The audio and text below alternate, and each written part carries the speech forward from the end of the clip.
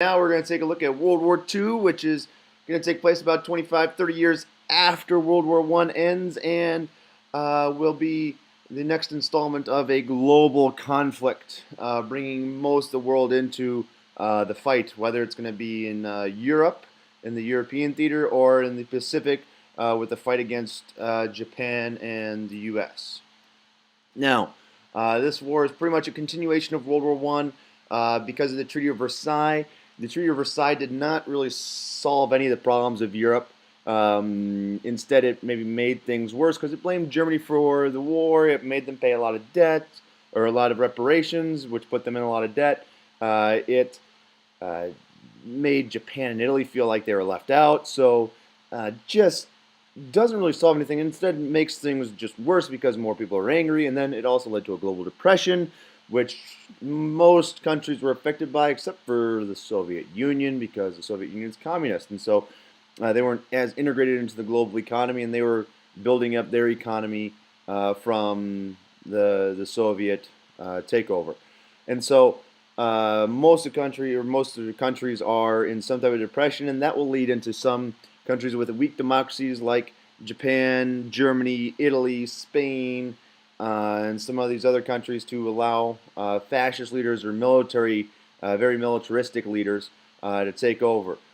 And so you have people like Adolf Hitler, Benito Mussolini, Hideki Tojo taking over the Axis powers, and they're going to come together because they all have similar ideologies where they become dictators and are all about making their country the best country ever and showing that they are the greatest of all times. And so they come together and create that Axis alliance, and then the Allies set up their kind of alliance, which is more of a democratic alliance, other than the fact that Joseph Stalin and the Soviet Union's in it because, well, the enemy of my enemy is my friend. And so Stalin is part of the alliance just like they were, or the Soviet Union is part of the alliance just as they were at the beginning of World War I. And then on the right you can see some of the figures. I already brought up the Axis powers, and we talked about Joseph Stalin there with the great mustache. But then you got Winston Churchill for Great Britain, and then we have FDR there for the United States. I do not include anyone from France because they get annihilated pretty much right away at the beginning. And the only person you could maybe put is Charles de Gaulle, who's their military leader, but he'll be more important after the war and the rebuilding of France than actually during the war. Now, this all begins in two different theaters. One is in Asia or the Pacific, and the other is Europe. The war begins in Asia a lot earlier than it does in Europe. It begins in 1931 when Japan starts invading more parts of China, taking over more Manchuria, and taking control of central China to stop the nationalist advances in China, and this will lead to a time in China called the Rape of Nanking or Nanjing, and it will lead to 200 to 300,000 Chinese people being killed by Japanese soldiers. Just a terrible incident. Very similar to what you could say is kind of like the Holocaust, or it's the equivalent of the Holocaust in China for as compared to the Holocaust in Germany and Europe. Now, not as many people died, but it is just a horrific time, and the Japanese completely abused the Chinese in killing innocent people, in starving them out, forcing them to, maybe not forcing them, forcing them to die through starvation and other means. Then in 1939, 1940 or so, the Japanese start taking on all the colonies in Southeast Asia because they need resources. Because after invading China, the U.S. cuts off and sets an embargo on all Japanese goods, and they don't send any goods to Japan. So Japan really needs resources like oil and steel because they don't have many in their island nation, and so this really upsets them, and they go about taking over the colonies of Britain, France, the U.S., all the European countries that control colonies in Southeast Asia, and then they will also take over, or will eventually attack Pearl Harbor in 1941 because they are thinking they actually need to, because the U.S. might get involved, and better to go and attack the U.S. now then leave it for when the U.S. finally decides to fight. Now, that'll cause a problem for Japan because the U.S. is going to get involved, and the U.S., as we already kind of know the outcome of the war, will give Japan a run for its money and will eventually take out Japan. Will eventually be the victor here. And this attack on Pearl Harbor will eventually bring the U.S. into the fight in Europe because Hitler will declare war on America a few days after America or the U.S. declares war on Japan. Now, the fighting in Europe hadn't been going on as long. It had only been going on since about 1939 when France and Britain declared war on Germany. But the process had started been a little bit before then when Germany and Hitler started invading old allies and old German territories that they lost during the Treaty of Versailles. For example, Hitler invades Austria to unite Austria and bring the German-speaking people back into the German Empire. They also invade the Sudetenland and then all of Czechoslovakia. And at each of these invasions, these takeovers, the European leaders were like, well, okay, Hitler, please stop taking over other countries. And if you stop taking over countries, you can keep them and everything's going to be okay, and we'll just let it slide and act like nothing happened. Well, this is a form of diplomacy called appeasement, and it just it doesn't work. It instead encourages Hitler, and Hitler goes and says, okay, well, you know what, if you're not going to do anything now, I'm going to go after Poland because I need to regain my land there. And so him and Russia work together, the Soviet Union work together and take over Poland. He takes over half. Russia, the Soviet Union, takes over the other half because they want to get their land back, and they have a non-aggression pact that they won't beat each other up. However, Hitler's not going to listen to that, and we'll talk about that when we get to the actual fighting in the European theater. But the invasion of Poland forces the French and the British to declare war, and it's not going to turn out too well for the French in this, and Britain's going to get beat up pretty badly too, but they'll never be conquered, and the U.S. will kind of come to help them out a lot. So you can see on the top right here, we have a picture of what's going on in Nanking or Nanjing with a Japanese soldier about to execute a poor young boy. And then in the bottom right, we have a cartoon showing what appeasement is like. And you might notice the figures look kind of similar. This is actually a cartoon by Dr. Seuss. He actually did political cartoons to start with before he started doing his books like the Lorax and all those other fun ones that you read growing up. Now, this is what the world kind of looks like in the Allies and the Axis powers and the territories they gain. Most all of North America is part of the Allies, and they're all together in that. Then you have kind of the Africa, where most of it is controlled by the Allies. But the Germans will go in and take over Libya, and they will start to take over most of North Africa. They will actually get most of North Africa, but the Americans and the British will push them back out of there. They'll get all the way into Western Russia and get a little ways into Western Russia, but won't get much farther than that, as you can see there. And they take over pretty much all of Central Europe other than Switzerland and Sweden. Sweden kind of signs a non-aggression pact or neutral thing that allows Germany to go through their territory and does a kind of a special deal with them, but they don't actually join in any fighting, and Switzerland is just always neutral, and it's hard to take over a mountainous region, so Germany leaves them alone because the Swiss chocolates and pocket knives aren't going to do anything against them. And then Spain is in a civil war, so they're kind of out of it, and the Ottoman empires just don't want anything to do with this, and so they kind of stay out. But Russia or Germany essentially controls all of Europe other than really Britain. It's fighting in this war. So that's kind of what Europe looks like. And then if you look over at Asia here, Japan controls most of Eastern China, Manchuria, Southeast Asia, most all the islands in that region. They're starting to push towards Australia. They will never get there, but they get close, and they control most of the islands in the Pacific. So that's kind of the extent of their territory. And then what will happen is the U.S. will start pushing them back, and the U.S. and British forces and the Russians will push the Germans back in Europe. So the Pacific theater will start there since the war started over there. It's really just the U.S. versus Japan. Australia fights in it too, but the main fighting force is U.S. and Japan. And the U.S. takes a strategy called island hopping, which means instead of going after every island the Japanese control, the Americans go over and take only the essential islands. So this islands like Iwo Jima, Midway, the Philippines. They only go after the major islands that they need, and they just cut off the supplies for the Japanese islands that are behind the areas they've jumped to, which is really effective and will allow them to get across the Pacific by 1945 and get within striking distance of Japan. The one problem with this is that the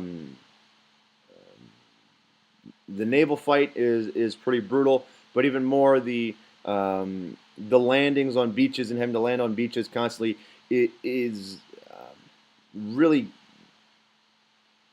tough.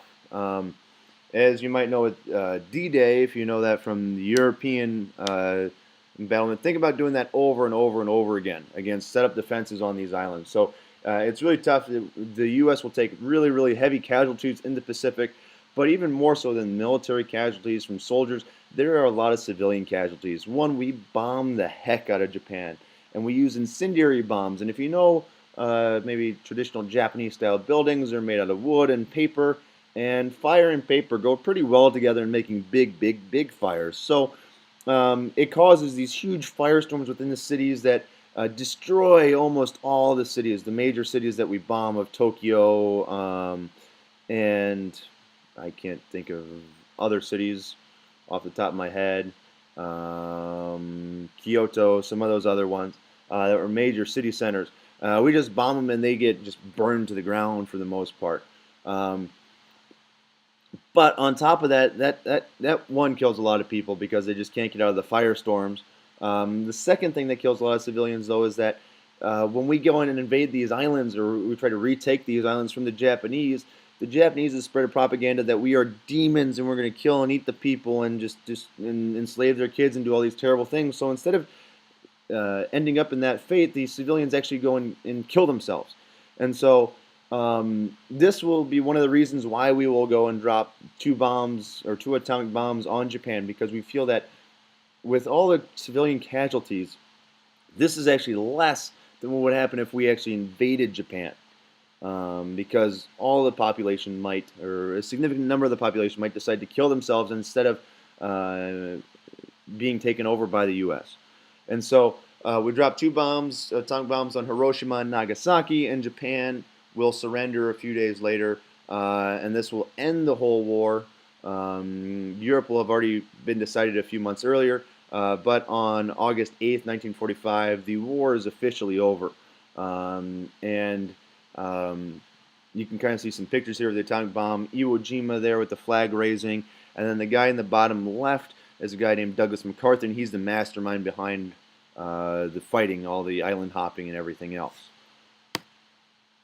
So this is a basic map of what it looks like. You can see we start from, well, you got Hawaii over here, but we take our islands that we have in the southeast Pacific, or really the Oceania over here, and we just start pushing from there and going through the islands that Japan has conquered, taking over the major areas that we need to take.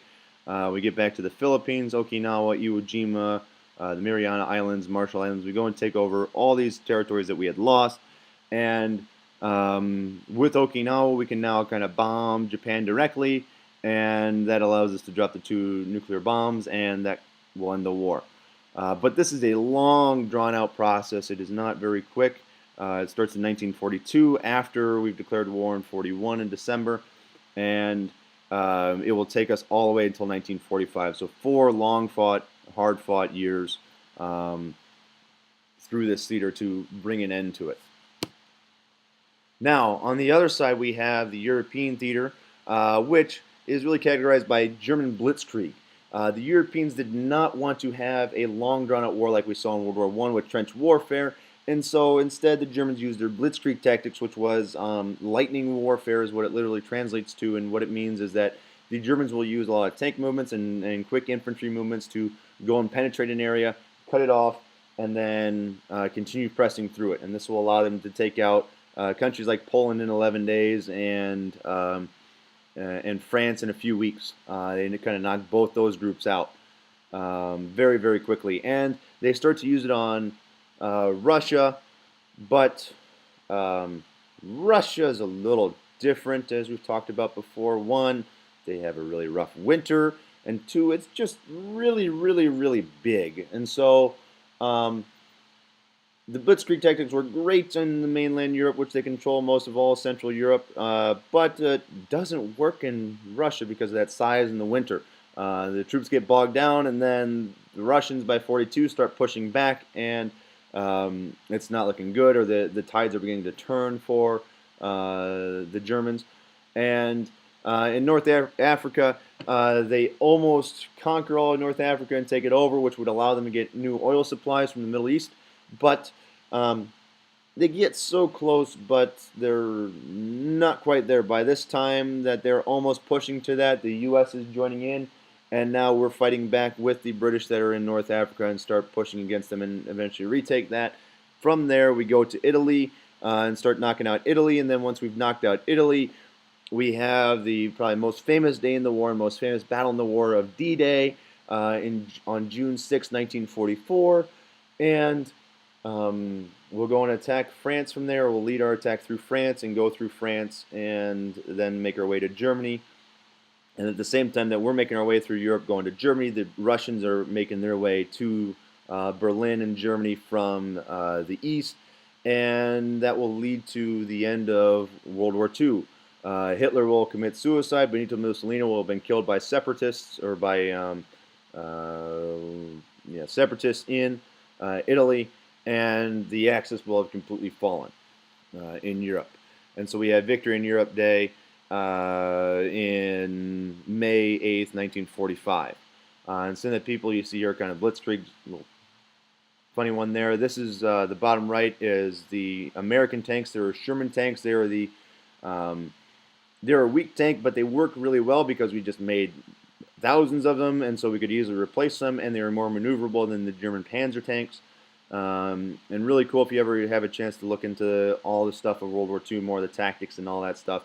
It is a great war to look at in history and just dissect, especially when you look at the tanks. Then you look at a guy like General Patton, who kind of leads a new era of tank warfare and brings us into the modern era with that, and then with his kind of rival on the other side, Erwin Rommel for the Germans. And then you have a great sniper here called Vasily, I can't remember his last name, but he's, if you know the movie Enemy at the Gates, or you know the Battle of Stalingrad, he's the sniper that kind of turns around. He becomes the hero of the Soviet Union, and actually kind of the savior of the Soviet Union. He gets really built up by Joseph Stalin, and is just a major hero because of all the work he did in Stalingrad as a sniper. So, war's over in Europe, war's over in the Pacific. We can kind of see how things progressed in Europe. But the one thing we haven't touched on yet is a really terrible thing that happens in Europe. We talked about the rape of Nanjing in China. In Europe, there's something a little bit worse called the Holocaust, which you guys have all taken a look at more during your 9th grade or 8th grade years. We'll cover it briefly here, where we have Hitler wants to exterminate all the undesirables. Mainly that's the Jews, but it's not just Jews. It's gypsies, it's the opposition leaders, it's homosexuals, it's the handicapped people, mentally and physically. He wants to get rid of all of them because, well, they just don't do anything for him. They don't help make Germany better or do anything like that. So he tries to eliminate them. The biggest thing is that 6 million Jews are killed, which almost kind of eradicates all the Jews from Germany and Poland and Eastern Europe. And several 100,000 gypsies are killed. So just a terrible, terrible thing, and something that we now classify as a genocide, which we are always trying to prevent through an organization called the UN, this is one of the reasons why that gets set up. But unfortunately, we really haven't stopped. Maybe we've stopped some genocides, but we haven't stopped or prevented all genocides from happening. We're going to take a look at those more as we go through this unit. But you have things that we've talked about before, like Rwanda, Darfur, Cambodia. You've got these regions that still have genocide, and the world doesn't stand up to necessarily stop it. Has there been anything, though, as bad as the Holocaust? Maybe not as bad, but it still, unfortunately, happens. So the lasting effects of World War II. We have, one, the U.S. rebuilds Europe, which is completely different from what happened after World War I, where the Europeans kind of destroy each other and tax the heck, or not tax the heck, but put each other in debt, and they can't really recover from that, and no one tries to help them out. Instead, what we realize is, well, that failed in after World War I, and so we want to prevent a World War III from happening, and so we're going to implement something called the Marshall Plan, which revitalized the European colonies. The U.S. pumped millions upon millions of dollars, or billions upon billions of dollars, into Europe to rebuild their economies and fix everything up, so that they wouldn't want to resort to war, and two, to prevent communism from spreading to the rest of Europe. The U.S. will also rebuild Japan in the same manner of wanting to make sure that Japan is not just completely out of it, and to make sure that that Japan can recover and won't become a communist state. And so we rebuild that. We rebuild both those areas, and it works out really well. And on top of rebuilding Europe, we also lead to the creation of what will eventually become the European Union, which unites a lot of the European countries, brings their economies together, and is kind of the first step in really getting Europe so that it's united, which we haven't seen much in history since the Roman Empire. The next thing that will happen is Israel will be established as its own country, and that's partially because of the Holocaust. The UN and Britain will set up Israel in what is now Palestine, and that's going to lead to all the conflicts that we have today. And if you looked at the news recently, it's not going to get much better there in trying to resolve the issues between Israel and Palestine, because the current Prime Minister of Israel is saying that they will never allow a Palestinian state. Hopefully that changes, but for now, in current events, that's kind of what's going on. The USSR will control all of the eastern half of Europe and eastern Germany. So they take over all that and make those satellite countries, which are kind of part of their territory, and they make them communist and try to rebuild those. It doesn't really work out too well for those countries, but it's what the communists do to try to create a buffer between them and the capitalist Western Europe. The United Nations is created to prevent a World War III from happening and give everyone a voice in a global political sphere, or council, or whatever you want to call it, a parliamentary maybe type of system.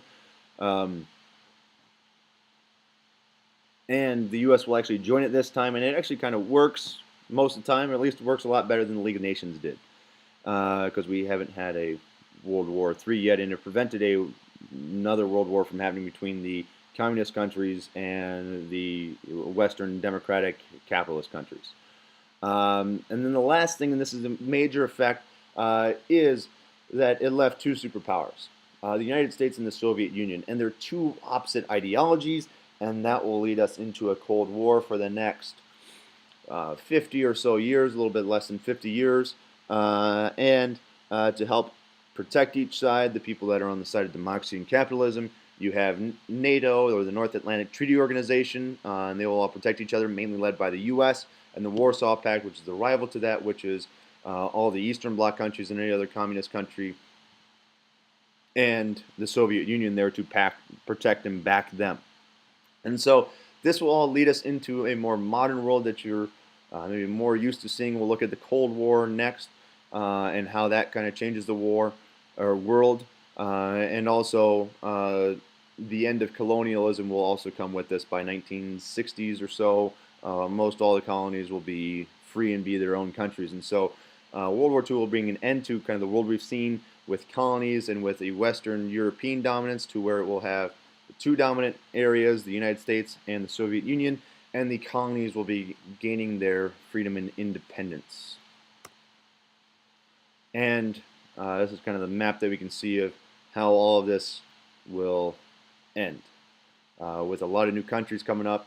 Here's kind of the Soviet countries, or the communist bloc of Warsaw Pact, and then you have the NATO part here with the Americas and the European federations, and then all their colonies there that will eventually be released as we go into the modern era.